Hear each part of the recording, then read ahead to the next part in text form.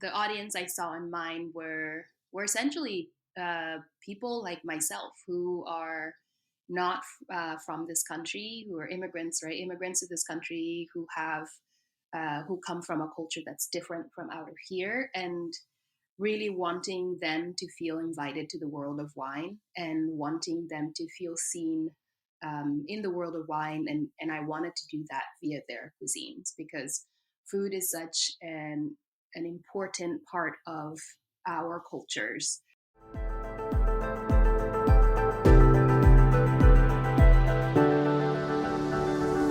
Welcome to the Italian Wine Podcast. I'm Cynthia Chaplin, and this is Voices. Every Wednesday, I will be sharing conversations with international wine industry professionals, discussing issues in diversity, equity, and inclusion through their personal experiences working in the field of wine. If you enjoy the show, please subscribe and rate our show wherever you get your pods. Hello and welcome to Voices. This is Cynthia Chaplin, and today I am thrilled to have Alice Achayo on the show because this is my third anniversary of hosting Voices. I can't believe it has been such a long time, and I'm so grateful to Italian Wine Podcast for having given me this platform to have all of these amazing conversations about diversity, equity, inclusion, language, sustainability, and all kinds of other things. It's been a wild ride for 3 years. I've met some great people and had some really amazing conversations. And Alice was a person that I interviewed 2.5 years ago. Neither of us can believe it's been that long. I interviewed her in May of 2022, just a couple of months after she founded the Wine Linguist, which is her handle on Instagram and her business as well. So Alice is from South Sudan, but she grew up in northern Uganda and she moved to the US when she was 12.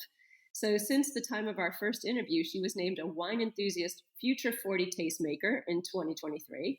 She received a Black Women in Food Beverage Master Award in 2024. And she was named one of 750 Daily's Drinks Innovators for 2024. So a lot has happened since last time we talked, Alice. Thank you for coming on today.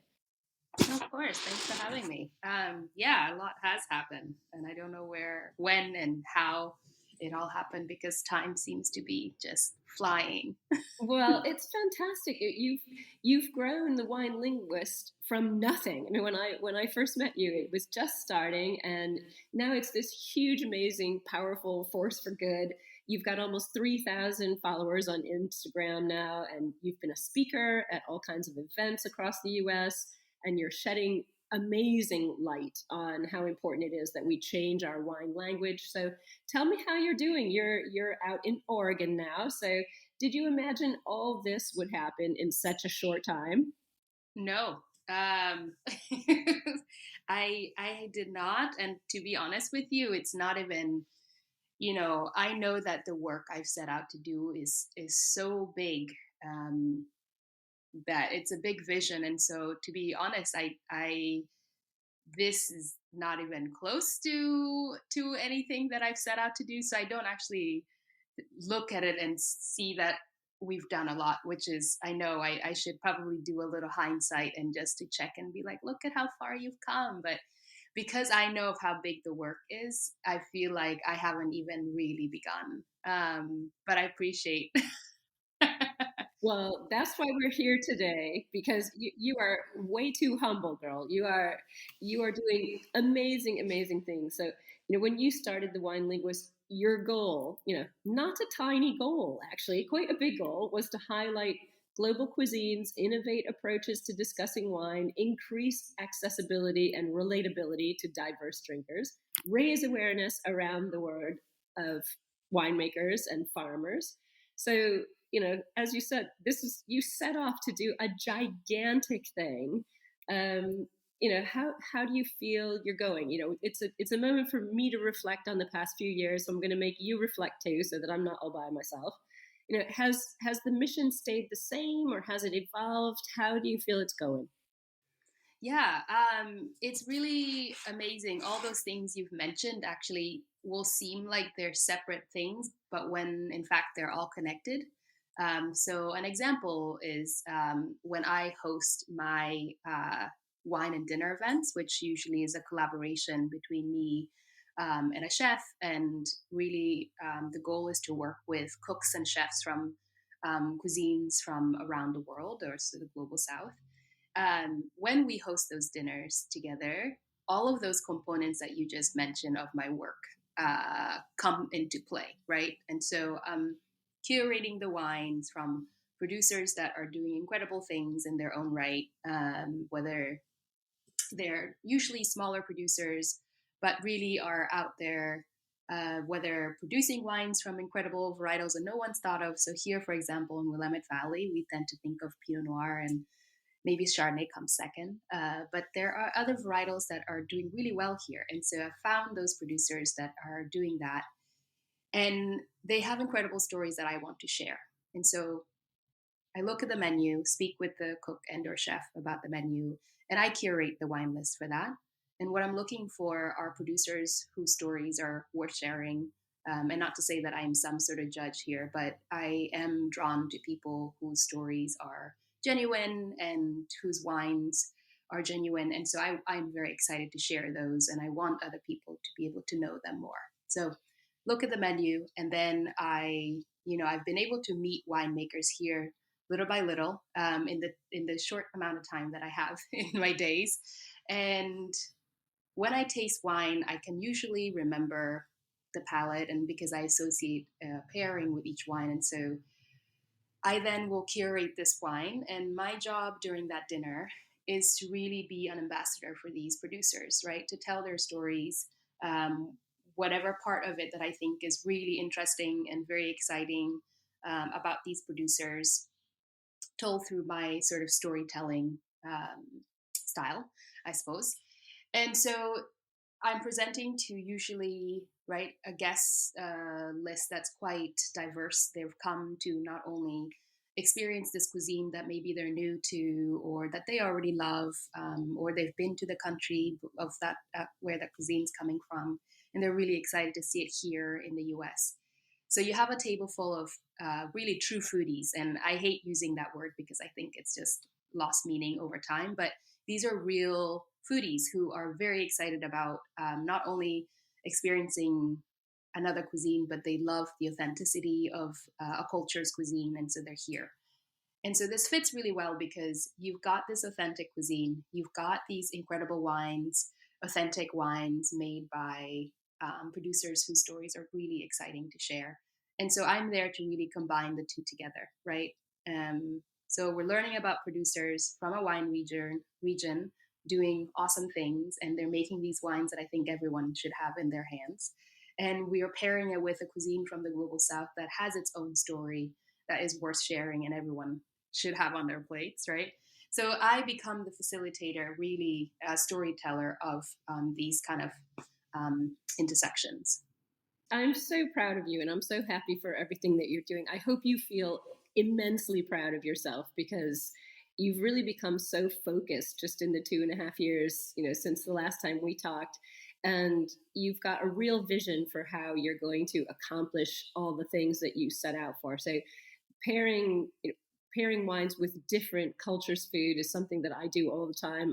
I love to pair Italian wines with other cultures' food. So we're really on the same page with that. And really, as you said, sort of being an ambassador for your producers, but working with these chefs from the global south, from all over the world, different cuisines, you're bringing something new and vibrant and really interesting and exciting into the world. And I hate you because you're so young and gorgeous, and it's going so well. Thank you. I'm thrilled. I wish we had 100 more Alice Achayos in the wine world doing these sorts of exciting things. So I know originally when I first talked to you, you were based in Boston, and you were there for several years, and that's where the Wine Linguist began. And you were doing dinner events and workshops and fostering that appreciation while you were there. So I want to know the difference. Like, who was your main audience at the start? How did people respond to what you wanted to do compared to nowadays? Who's your main audience now, and how are they responding? What have you changed? How have you grown, and how has your audience changed? Yeah, I would say when I first started this, I think the audience I saw in mine were essentially people like myself who are not from this country, who are immigrants, right? Immigrants to this country who come from a culture that's different from out of here, and really wanting them to feel invited to the world of wine and wanting them to feel seen in the world of wine. And I wanted to do that via their cuisines because food is such an important part of our cultures wherever we are in the world, that that is one way to identify a people as well. And so I thought one of the ways to help us be seen in the world of wine was seeing our cuisines paired with wine, right? What better way to speak to people? And so I believe that in my mind, that was the audience. And I then also saw the audience being of around my age group. Truly, I built the wine linguist for myself. It's just, right, to feel seen. And so, yeah, the audience uh, were similar age groups as myself. And from different cultures and usually speaking other languages as well, so that to be understood in different ways. And I I don't know that that's really changed, but I will say what has surprised me is seeing that the audience that I had not thought would resonate with what I was doing um, has changed, right? So that is usually older demographic than myself and the audience that I set in mind, and usually are actually Americans, like everyday Americans. And what how I've seen that happen is that I've spoken at a couple of symposiums or led seminars. So one of them was the first time that I noticed that my audience actually had to be wider, or that what I was doing was being received by other like a whole other set of audience, was at the International Pinot Noir celebration, IPNC, last year when I led a 2-day seminar. That the demographic, you can imagine, is not anything that I just said to you about what I thought my audience was. And we had an incredible time, to see people at older age than me. And I don't mean like old, and I'm not trying to be ageist here, but let's just be kind of, frank about the reality is that they're much older than me. And all weekend long after those seminars, to have people come up to me and say, oh my gosh, like, thank you for doing this seminar. Like, I am so excited to go home and host a tasting with my friends. And we're just going to have fun tasting these wines and not be nervous that we're going to describe them the wrong way, or not know the professional ways to talk about wine. Like, thank you for saying we can just have fun with wine. And I was just like, oh, yes, thank you. Like, it's almost like they needed permission to just enjoy wine. And here I was being like, you can just do that. And it really surprised me. Well, and you keep referring to your age group. Spoiler alert for the listeners: Alice is in her early 30s, so it is totally a tribute to you that you are attracting an audience that you didn't think was your audience, because what you do is so valuable to people who, as you said, thought they couldn't have fun with wine, they didn't know the right language. So it's not only a fact of not speaking English as a mother tongue, but also not speaking wine as a mother tongue. People get intimidated. So what you're doing has resonated across much bigger groups of people than I think you thought when I first spoke to you. So I'm so happy about this. And we've alluded to the fact that you're in Oregon. In the spring of this year, you moved out to Willamette Valley. So what brought about this big change from Boston to Willamette Valley is a big change. So, what are you doing out there? I know your food and wine journey started with studying ecology of food and sustainable agriculture abroad. How is it being back in the countryside, in a wine region and out of the city life? It's great. It's really beautiful here. But I will say this though, because what you just said about this being a big move is something that I get constantly here. It's like, oh my gosh, Boston to the countryside. It's so big. And what people forget sometimes is that I came from a small village in East Africa to America. That's a big change, right? Um, Everything else after that is not a big change, right? I know the culture here. I speak the language here. This is not a big change. It's just a change of scenery. It's just a different location. So to me, it has not been a big change at all, but certainly a very welcome change. I am naturally, I'm not a city person naturally, and so to find myself in a wine region again is really just has given me this peace that I think I was searching for quietly in my head, and so it's been really wonderful to be here. It's Willamette Valley is gorgeous. Every day, and I'm not even exaggerating this, but every day I just think to myself, I live here. That's fantastic. I'm so happy. When I saw you were doing that, I thought, wow, I wonder what prompted that. But so what gave you the idea? What was the catalyst to say goodbye to Boston and move to Oregon? I'm laughing as you're asking that because you would think that I gave this so much thought. I really, I really didn't. I made the decision to move to Oregon overnight.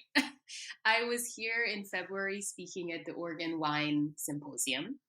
That was mid-February, and went back happily to Boston, not thinking, okay, let's think about moving here, right? And I really moved because I felt that the work that I am, the at least the next few projects that I wanted to do for my work would just make more sense if I was closer to the people I wanted to do those work with, right? So getting to know winemakers more, getting to be around the vineyards, wineries, and just finding a way to share that with people.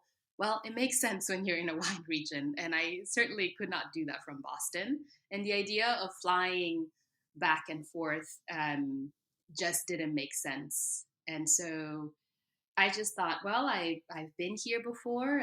I've visited here many times. And last year, of course, I was a cellar intern for a winery here in the valley. And so I built enough connections over the last couple of years. And so I knew the environment, right? Which is also why it was in such a big change. But I had a good idea of the environment here and just thought, yeah, well, let's go live there. It made sense. And for me, I can when I right I'm very tunnel vision into things, and so if I'm really seeing that this is the next piece of what I need to do, then I kind of just make that decision. And so this was kind of one of those where I hadn't thought to move here until one night I was like, what am I doing here? Like the work I want to be doing next would best be done in a wine region. And so of all the wine regions in the world, this is the one that I know the most, right? Having given my time here. And so, yeah, I woke up the next morning and I messaged all of my wine friends here and asking them for different things, right? Whether that's a car dealership they trusted I could get a car at, or a winery that was looking for part-time help, landlord phone number. And these are all this is my wine community here. These are people I've connected through just meeting at symposiums. Some of them have been to my speaking event. So yeah, and everybody here is incredible. It's a really wonderful wine community, and so it just made the move so much easier. But yeah, I just kind of decided one night. I was like, yeah, we're moving to Oregon, and then I did it. So 3 weeks later, I was here. It's the joy and beauty of young people. Darn you, Alice. Nothing, no strings tying you down. Wake up one morning, I'm moving to Oregon. I love it. I absolutely love it. But it's such a great story too, because getting away from a non-wine area is something, and into a wine area is something that I've gone through in my professional life too. And it really does change your perspective. I lived for 10 years in Rome, not known for being a fabulous wine area, and it moved to Verona, and I live in Valpolicella now, so I understand how much that means to actually make that jump to be boots on the ground, actually, with vineyards all around you. It's very inspiring, and somehow it's more empowering, and I don't know, it drives your creativity to new places. So I'm really happy that that's working out. And Willamette is amazing. Such great people out there too. So, I know, as you said, you've been working at a winery out there for 6 months now. It's been a while. And you commented, sort of what we were saying at the beginning, that you noticed guests apologized when they didn't like a specific wine that they were tasting with you, and they assumed their taste was the problem. And you've said, people would say to you, "Oh, my palate's not very good, so I guess I don't really understand this wine." And you were upset about this, that people were devaluing their own experience and their own palate and their own vocabulary.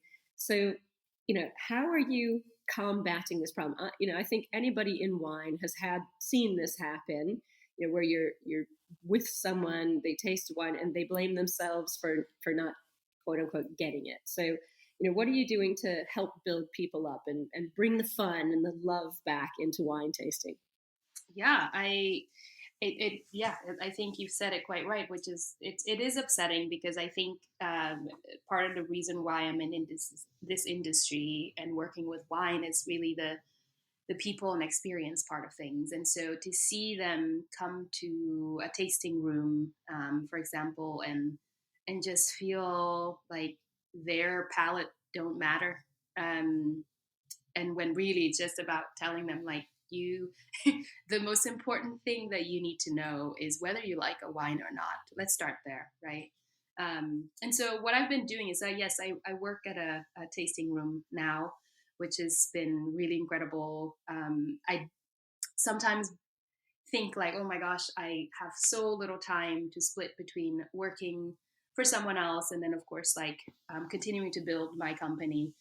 But then I forget that I am actually doing my work in this tasting room, right? When I am in the tasting room floor, the way that I interact with every guest that walks through that door, that is my approach to wine, right? My storytelling, and my perspective on what part of this winery story that I think is really worth and is worth sharing with guests. And of course, you have to read guests. What are they going to be interested in? Do they want to come and know about all the soil and the farming practices, or is that going to just glaze over their heads as you're introducing them to the property? And so you do have to do a little bit of adjusting and reading the room and figuring out what guests are really going to be kind of drawn to, which is really fun. But the storytelling aspect of that, and the Willamette Valley is so beautiful that just talking about how the valley itself is set up, the soil types that's here that make up the incredible microclimates, to then following that through in when we're actually tasting the wine, to walk them through the bodies of the wine and how they reflect these microclimates. That has been my approach to tasting these. I am not interested in telling anyone what notes they're going to get in a wine. Some people are insistent sometimes. They're like, no, but tell me, like, what I'm like, you're not supposed to smell anything that I'm going to tell you, right? You're just going to smell what you smell, and I can help you put words to perhaps what you're trying to get at, right? But I'm not going to say you should be smelling notes of dried, violets and lavender and raspberries. I'm just not doing that. And so what ends up happening is that I give them all this information about the soil types and how the region was built and how the winemaking philosophy of this winery and how that translates to the wine in the bottle and in front of them. And the amount of time people are like, oh, wow, I see it, right? You get them away from thinking they should be tasting XYZ and therefore have the right words to describe this wine, to just simply seeing how all of this works into a wine. And so that is the wine linguist way. And so, yeah, I'm in a tasting room teaching and storytelling. And so very much what I do there is be the wine linguist on the tasting room floor. No, it's great, and this is how we connected at the beginning, because you and I look at these things the same way. I love people who say to me when they're tasting, This is a weird thing to say, but it smells like my grandma's closet. Right. Yeah, and I always I can work with that. Let's talk about what was in your grandma's closet. Was it old Exactly. handbags? Did she have like little lavender sachets in there? Let's talk about what was in that closet. And it makes it so much more personal. I think you really get that element of making the wine feel personal to all the people who are interacting with you. And I love that about you. I consider that something really important, in talking to people about wine. And you do a really great job of that. So, for anybody who can't see the video or things like this, Alice has a beaming smile on her face all the time.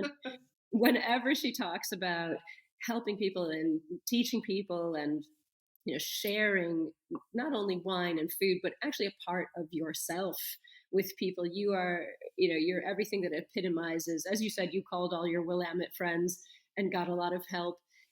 There's a huge generosity of spirit in the wine world. People tend to be that way. And you really epitomize that openness and willing to share not just the wine, but also you. And it's so great to see. I can see why so many people are so happy to connect with you. So what's coming next for you? What's coming next for Wine Linguist? What's coming next for you personally?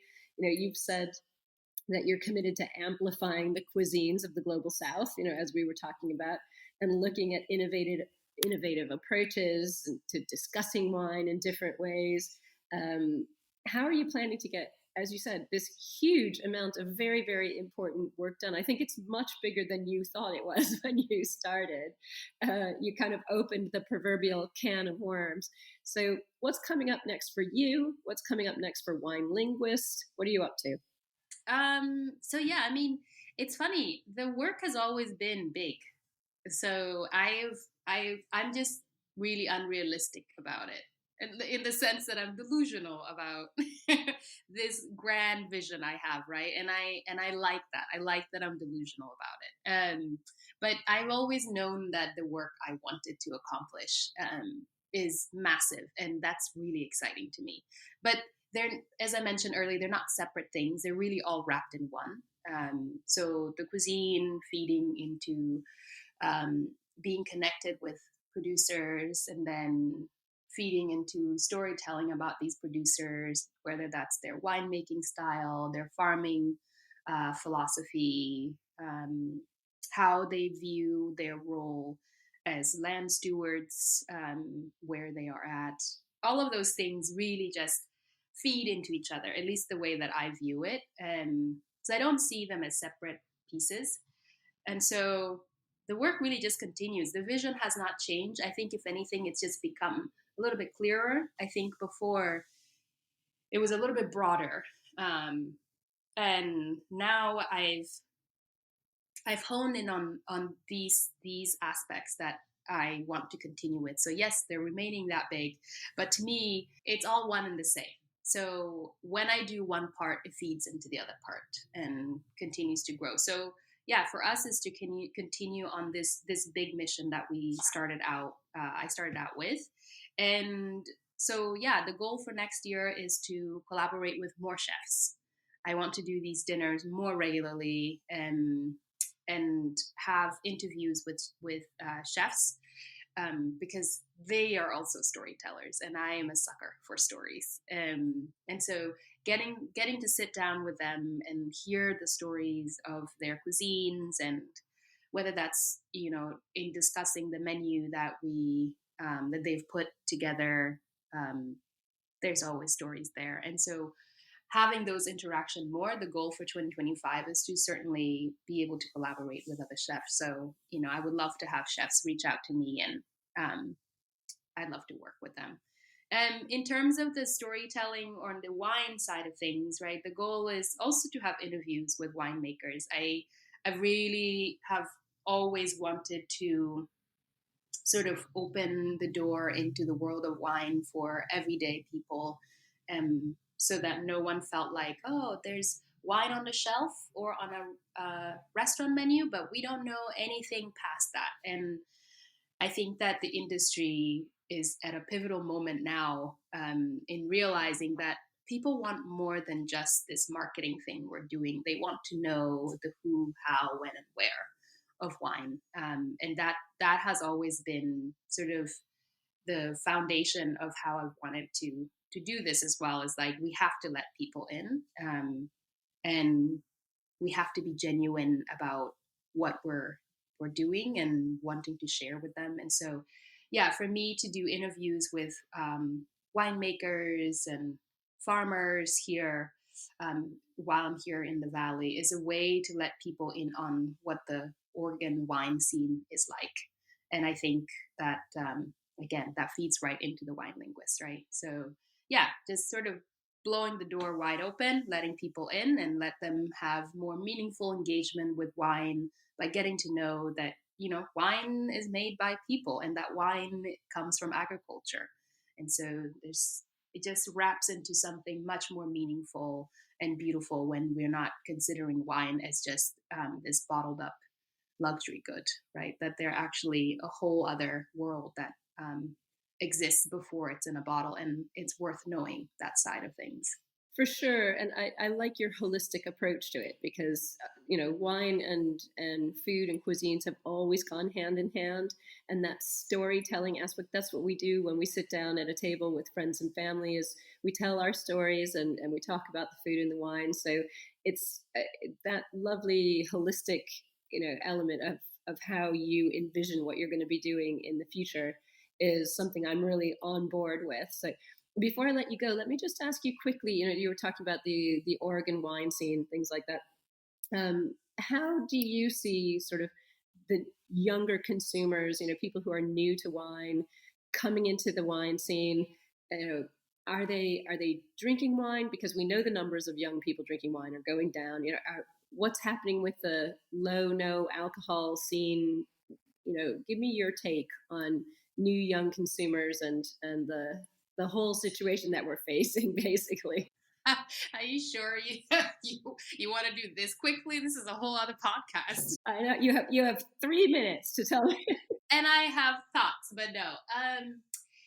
I would say Willamette Valley in particular, where I'm at, well, Oregon wine scene, because there are other parts of this state that produces wine as well. So let me not limit it to the Willamette Valley.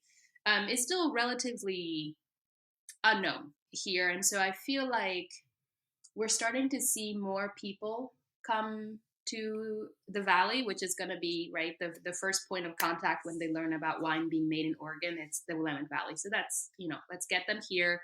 And then we can talk about all the other parts of the state that makes wine. But Willamette Valley is still relatively unknown. And working in a tasting room, it's been really wonderful to have people from all over the country come. And oftentimes it's their very first time to the valley. And they're just as in love with it as I am. And we have a lot of fun in that introductory moment of like, yeah, I've never been, always wanted to come. It's a very friendly wine community. The demographic is usually not that young, right?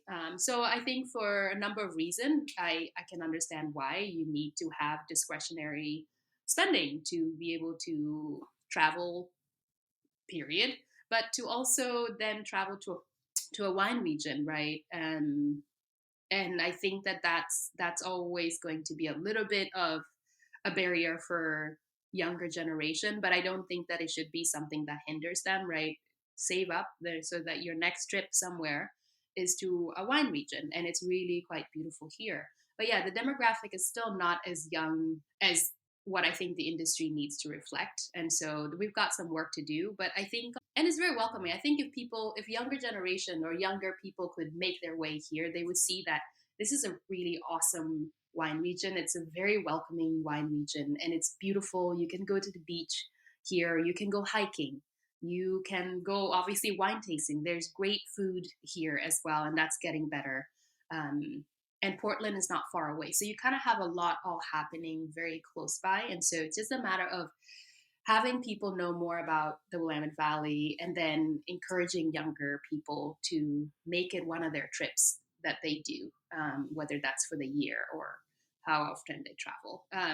So I think that will change over time. in terms of drinking and younger generations, we're seeing that number sort of falter there.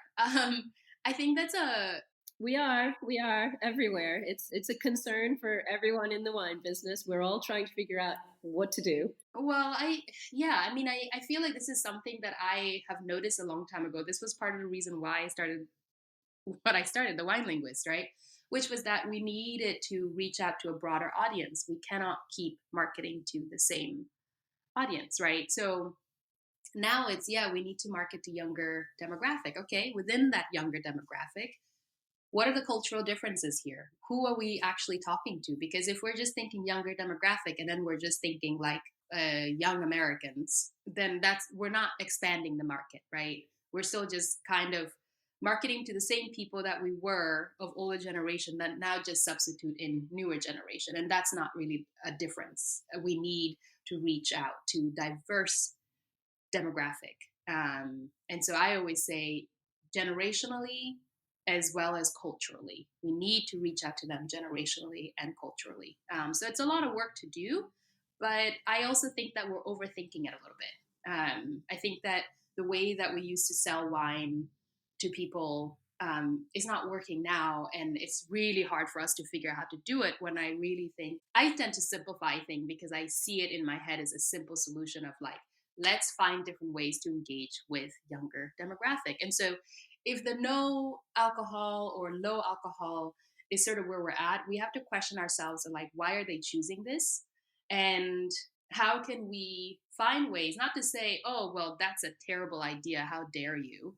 But rather to, I think that part of choosing to not drink alcohol is because perhaps they're, they say that they're a lot more health conscious generations. And maybe that's true as well, right? They're consuming less alcohol. But if the market was bigger, then if everybody just consumed one bottle, however long, right? It wouldn't be we're relying on 50 people to consume hundreds of bottles, but now we're relying on millions of people. I'm making up numbers here, but millions of people consuming one bottle. Do you see what I mean? Like, we have to broaden the market so that we're not relying on the few to consume so much alcohol. Such a good perspective. Such a good perspective. Yeah, I completely understand what you're saying, and I think it's a really valid point of view. And stop overthinking it. I totally agree with that, actually. Yeah. So I hope that that's kind of where we go. I see different kind of what I consider reactionary things coming out of the industry at the moment. And, I think if we're reacting to things, it means we're already behind, right? So you see these different months, some of these months being like the months that people don't drink, whether that's dry January or what I recently learned is sober October. I didn't know that was the thing. And I think those are great. I think that if people need to find themselves in a position where they want to recalibrate what their relationship is with alcohol, I think that's great, right? What I don't want happening, which is something I've seen, is to make people feel guilty for choosing to recalibrate how they consume alcohol, because that's not winning us anything. To say that, oh, we're going to lose 17% of sales in the month that people don't drink. Are you kidding me? This is the message that you're sending out, that your pocket is gonna go dry if people don't drink. I think that's such a wrong message, and it will not work either as with this younger generation, because that's an intimidation that it will not speak to them, right? No, they don't care about the bottom line of the wine producer. That's not their problem. And they shouldn't, really, right? And if that's how we're presenting that to them, I think rather to really help them understand how wine can be incorporated in a healthy way in their life and their lifestyles, I think that's where we can start, right? You don't need to overconsume wine or any other alcohol, but you can enjoy it in moderation in your life. Like, but I don't love drinking. I truly don't. So for me, I enjoy drinking, right? Whether that's wine or other alcoholic beverages, but I don't love drinking alcohol. I don't consume, wine for the alcohol side of things, but rather just to enjoy it, right? I love having wine in my life, and I love having cocktails in my life, and I enjoy them for the pure joy, but not to get drunk on it. And I think you will find that these generations that are moving away from drinking, it's really finding a way to engage with alcohol in a way that is more meaningful and intentional rather than just consumption for the sake of consumption. And so I think that's where we as an industry, need to kind of rethink how we market wine, how we remarket alcohol, because we shouldn't be trying to push out quantities on the demographic, but rather find ways to, again, expand that market and then teach them how to consume it meaningfully, intentionally, and responsibly. I think that that's how we change the culture of wine, and we make it a culture, right? Because it's still not a culture in this country, right? It's still a novelty. I completely agree. I think, again, storytelling comes into play here because teaching somebody how to drink wine responsibly sounds, very judgmental in and of itself. But teaching someone how to make wine part of their life, as you said, it can be a really beautiful part of your life, how it connects you to, other people and to other food and to, the history and tradition of other countries becomes more of the focus than this is an alcoholic beverage and, that sort of thing. Wine has a huge, long history, and it's really showing people how to sort of decode that and mine that and make it part of who they are. So I completely agree. It's very interesting to hear your point of view because you're, a different generation from me, and we're talking about people who are even a younger generation than you. So it's a really interesting question that we all have to ask, and your point of view, I think, is a really valid one. So thank you for sharing that. And I know I made you do it in a short period of time. That's okay. That's all right. I appreciate the effort. So it has been so great talking to you, Alice. Thank you so much for getting up early and talking to me from Oregon. I'm sitting here in Italy at the end of my day, and you now have to go and have your whole long day. So thank you for being part of my 3rd anniversary on Voices. It was a big pleasure for me. Oh my goodness. And hopefully I'll come and see you in Willamette before you leave, because I would love to spend some time out there. Please do. It's really beautiful. It's beautiful here. So come for sure. I'll be here. And this has been really wonderful, Cynthia. I appreciate you having me on. I cannot believe it's been 3 years. I know. It's crazy, isn't it? It's really crazy. But this was lovely. Well, it was great for me. Thank you so much. It's always a pleasure to talk to you. And I wish you all the best while you're out there. Keep doing what you do so well. And who knows, maybe another 3 years from now, we'll check in again. Well, let me know. I feel like 3 years might happen tomorrow. So another 3 years anyway. So time is just flying. So that might not be very far away. Well, thank you. You take care. You as well. Thanks, Cynthia. Thank you for listening, and remember to tune in next Wednesday when I'll be chatting with another fascinating guest. Italian Wine Podcast is among the leading wine podcasts in the world and the only one with a daily show. Tune in every day and discover all our different shows. You can find us at ItalianWinePodcast.com, SoundCloud, Spotify, Himalaya, or wherever you get your pods.